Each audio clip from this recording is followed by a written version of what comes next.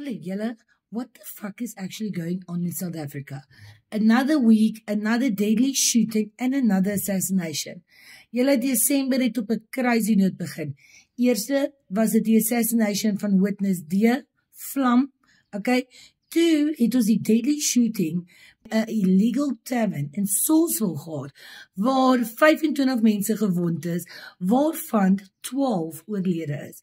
En dan hierdie week het ons vroeër hierdie week was dit die shooting van DJ Warras in broad daylight in die CBD en daar was 'n shooting in die Eastern Cape waar hulle 4 bodies gevind het. My vraag is net julle, dink julle firearms is die probleem? Dink julle it is those who handle the firearms wat die probleem is? Wat dink julle gaan aan? Or is it simply the silly season? Ook as ons kyk na wat abroad dan gaan, daar was nou die dag 'n mass shooting in Australië en net voor dit in Amerika. Dink julle firearms should be regulated more? Wat is die oplossing?